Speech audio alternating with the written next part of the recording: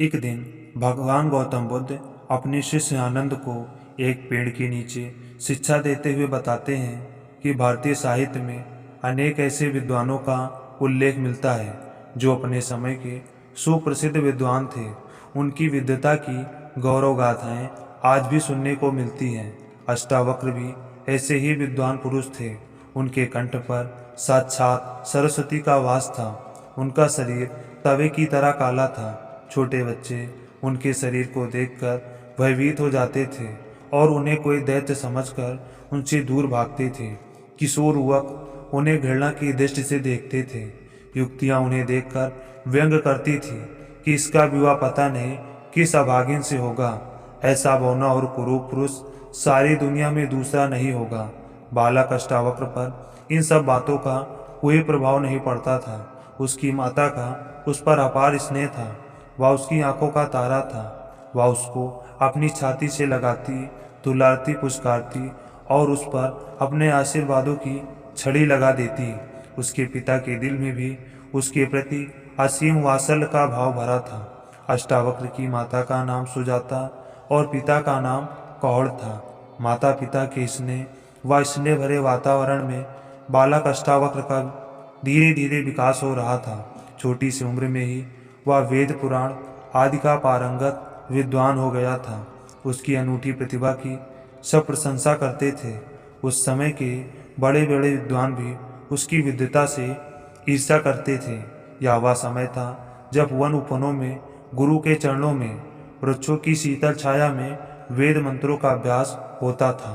समय समय पर शास्त्र चर्चा और शास्त्रार्थ होते थे। विजयी विद्वान को सर्वत्र सम्मान मिलता था और पराजित विद्वानों को नीचा देखना पड़ता था। राजा जनक उस समय के महान राजा थे। उनकी राज्यसभा में अनेक नए नए विद्वान अपनी रचनाएं लेकर आया करते और इनसे वे पुरस्कार प्राप्त किया करते थे।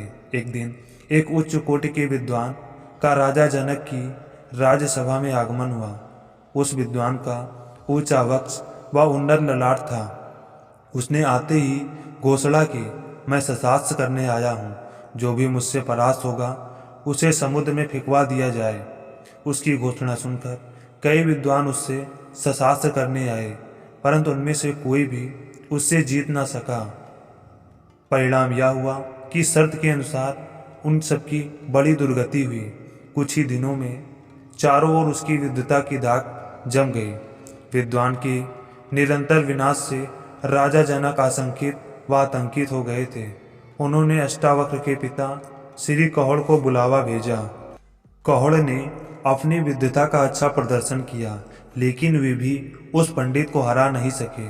अतः शर्त के अनुसार उन्हें भी समुद्र में फेंकवा दिया गया। अपने पिता के दुखद अंत के समाचार से अष्टावक्र बहुत उत्तेजित हो गया। उसने अपनी माताजी से शस्त्र के लिए जाने की अनुमति मांगी। माँ ने कहा, बेटा अभी तुम बालक हो, इस विद्वान से तुम कैसे शस्त्र कर सकोगे? तुम्हारे पिता की मृत्यु से मैं वैसे ही बहुत दुखी हूँ, फिर मैं तुम्हें मौत के मुंह में कैसे ढकेल सकती हूँ? परंतु अष्टावक्र अपनी बात पर अड़ा रहा। अंत में माँ को उसे जाने की आज्ञा देनी ही पड़ी। अब अष्टावक्र जनक के दरबार में उपस्थित हुआ। उसके अष्टावक्र रूप को देखकर वहाँ उपस्थित विद्वान व राजपुरुष उस पर हंसने लगे। राजा जनक ने सबको मौन रहने का आदेश दिया और अष्टावक्र का परिचय मांगा। परिचय के अनुसार अष्टावक्र ने कहा, महाराज, ऐसा प्रतीत होता है जैसे आपकी राज्यसभा में सभी मोची ही उपस्थित हैं, जो शरीर के बाह्य आकार या रूप को देखने वाले ही हैं। आंतरिक सौंदर्य को निहारने वाला कोई नहीं। अष्टावक्र की इस व्यंग्योक्ति के सारी सभा में सन्नाटा छा गया। कुछ समय बाद ही शास्त्र के लिए पंडित जी पधारे। अष्टावक्र उनके सामने बैठ गए और शास्त्र प्रारंभ हुआ। अष्टावक्र से पंडित जी के सभी प्रश्नों के संतोषजनक उत्तर पाकर सभी सभासद आश्चर्यचकित रह गए। अब अष्टावक्र की बारी थी। अष्टावक्र के गंभीर प्रश्नों के उत्तर देने में पंडित जी लड़खड़ा गए। इस पर वहां उपस्थित दर्शकों ने तालियां बजाना प्रारंभ कर दिया। अंत में निर्णायकों ने पंडित जी को ही पराजय की घोषणा मानी। पंडित जी फिर भी हतोत्साहित नहीं हुए। उन्होंने कहा, मैं हार कर भी जीत गया। निर्णायकों ने उनसे इसका रहस्य प्रकट करने के लिए कहा तो पंडित जी बोले, मैं महाराजा वरुण देव का पुत्र हूँ। वरुण देव की आज्ञा से ही मैं सुयोग्य विद्वानों की खोज में आया हूँ। जो पंडित समुद्र में फेंके गए हैं वे मृत्यु को प्राप्त नहीं हुए, बल्कि वरुण देव के दरबार में विद्यमान हैं। मैं अष्टावक्र जी महाराज से निवेदन करता हूँ कि वे मेरे साथ राजा वरुण देव के दरबार को पवित्र करें और वहाँ जीवित अवस्था में उपस्थित अपने पूज्य पिताजी के दर्शन भी करें। इसके पश्चात अष्टावक्र वरुण देव के पुत्र के साथ स्वर्गलोक चले गए। वहाँ उपस्थित सभी पंडितों ने खड़े होकर अष्टावक्र का स्वागत किया। अष्टावक्र के पिता भी वहाँ विद्यमान थे।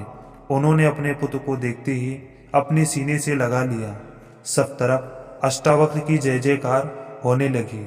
स्वर्गलोक में एक भव्य समारोह आयोजित किया गया और उस समारोह में अष्टवक्र का अनूठा सम्मान प्राप्त हुआ। अतः इस कहानी से हमको यह शिक्षा मिलती है कि विद्वान व्यक्ति से कभी ईर्ष्या नहीं करनी चाहिए और न ही अपने धन और पद के अहंकार में उसका अपमान करना चाहिए। विद्वान व्यक्ति कितना भी क्रूप क्यों ना हो, उसका सदैव सम्मान करना चाहिए, क्योंकि यदि हम दूसरों का भी सम्मान करेंगे तभी हम दूसरों के लिए खुद को सम्मान के हकदार मानेंगे।